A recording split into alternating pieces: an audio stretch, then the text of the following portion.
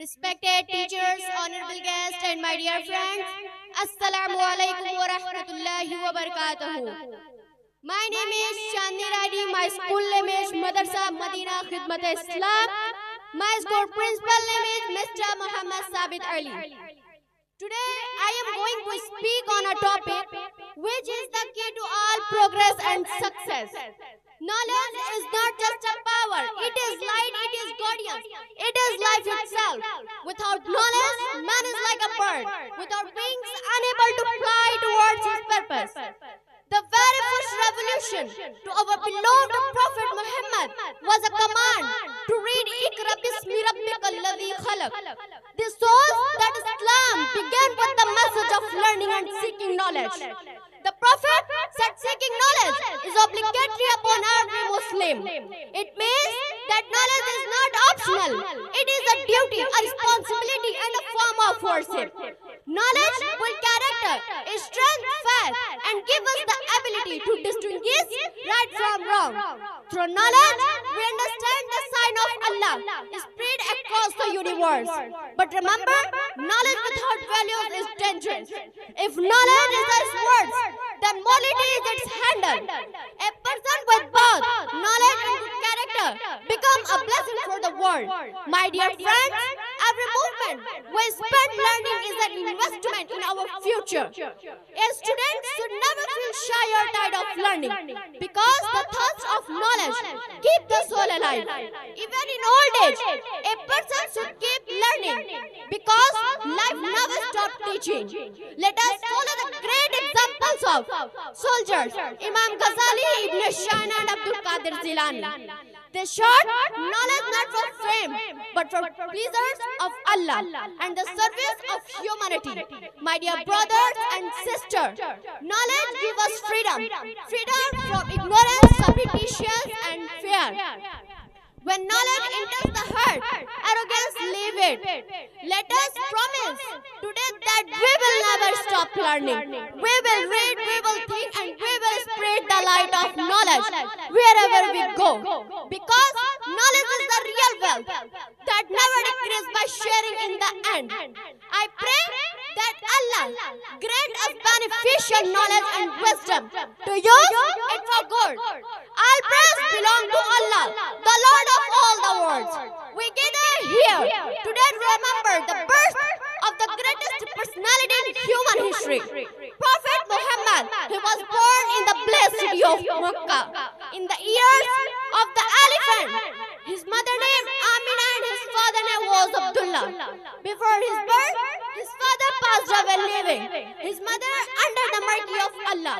On the 12th of the Rabiul Awwal, the house of Amina was filled with divine light and blessings. Angels rejoiced in the whole universe. Welcome the arrival of the mercy for all the world. A fragrance is spread throughout Makkah, and idols Kaaba fell down by the will of Allah. It was a sign that truth had come and falsehood was destined to vanish. The Prophet came to remove darkness and guide the humanity towards light. Even as a child, his face shone with a divine glow, and everyone loved him deeply. The life and message of the Prophet Muhammad as the Prophet grew. His honesty and truthfulness became known to everyone in Makkah. People called him Al-Amin, the trustworthy, because he never lied or cheated. He cared for the poor, the orphans, and the needy with great mercy. When he was about 40 years old, he used to meditate in the cave of Hira. There one night in the month of Ramadan, the angel Jibreel came to him with the first revelation. He said, read in the name of your Lord who created. That was the beginning of Islam, the life. The Prophet invited people to worship only one God, Allah, and to leave idol. He taught justice, kindness, and forgiveness, even to those who hurt him. His message was clear. There is no separation of Arab over non-Arab or rich over poor, except by pity. Through his patience and love, Islam spread rapidly across the land and heart. The Prophet spent his life guarding people, serving mercy and teaching peace. Even towards his enemy, he never prayed for harm. He prayed for their guardians. His entire life is a lesson for patience and compassion. Let us celebrate his birth, not only with words, but by following his noble character. May Allah fill our hearts with the love of his beloved Prophet, and may we all walk on the path of truth, peace and mercy that he served us. Thank you very much.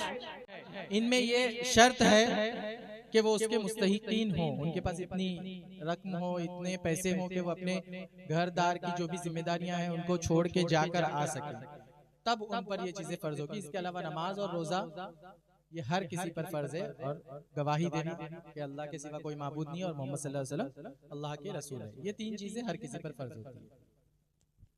अगला सवाल, जैसे कि आप लोग बखूबी जानते होंगे, हम तक जो खुदा तबारक व तआला ने रसूलुल्लाह सल्लल्लाहु अलैहि वसल्लम के जरिए इस्लाम को पहुंचाया, तो पहुंचाने के लिए जो जरिया खुदा ने अपनाया वो कुरान मजीद को रखा, और कुरान मजीद को नाजिल करने के लिए खुदा तबारक व तआला ने सबसे पहले इक़रा बिस्मि रब्बिकल लज़ी खलक़ इस आयत से अपना नुज़ूल फरमाया। तो मैं चाहूंगा कि जो दूसरी वही नाजिल हुई थी वो किस सूरे से और कितनी आयत नाजिल हुई थी वो बताएं। दूसरी वही कौन से सूरे की नाजिल हुई थी और कितनी आयत? समझ गए? पहली वही इक़रा बिस्मि रब्बिकल लज़ी आयत से शुरू हुई थी। इसी तरह दूसरी जो वही है वो किस सूरे की और कितनी आयत?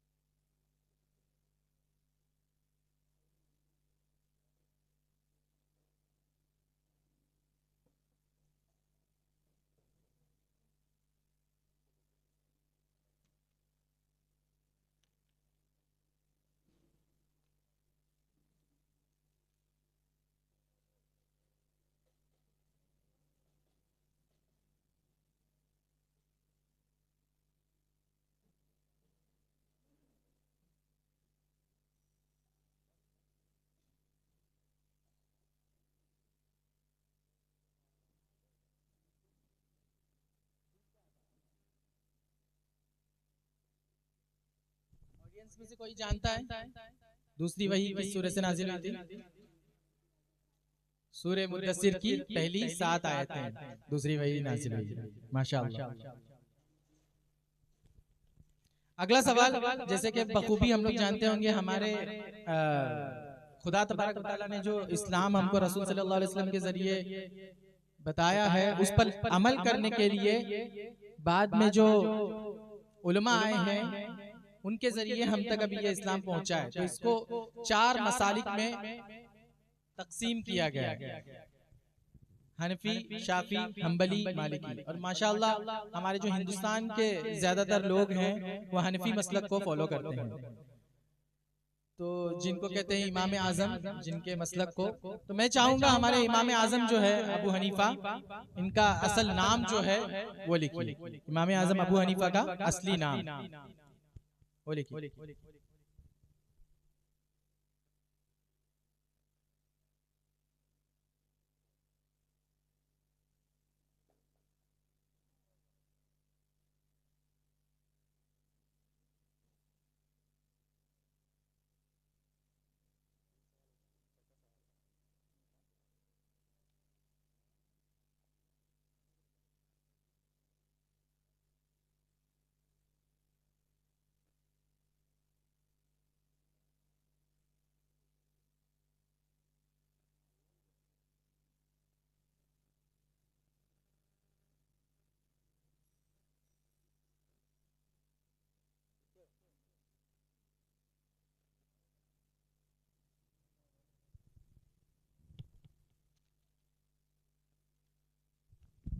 ऑडियंस में से कोई है जो बता सकता है? नौमान बिन साबित। माशाअल्लाह। नोमान बिन साबित, हमारे अबू हनीफा का जो नाम है, हनीफा उनकी बेटी का नाम था, उससे उनको निस्बत देते हुए अबू हनीफा कहते हैं, बट उनका असल नाम जो है वो नोमान बिन साबित है। माशाल्लाह, ऑडियंस को एक नोमान बिन साबित। तो ये सवाल लिख कर रखिए, ये हमें जरूर जानना चाहिए ऐसे सवाल को, नोमान बिन साबित। अगला सवाल, जैसे कि हम जानते हैं हमारा जो इस्लाम है, इस्लाम मजहब है, ये इब्राहिम अलैहिस्सलाम की निस्बत से मिलता है। इब्राहिम, दीन इब्राहिमी के अंडर आता है।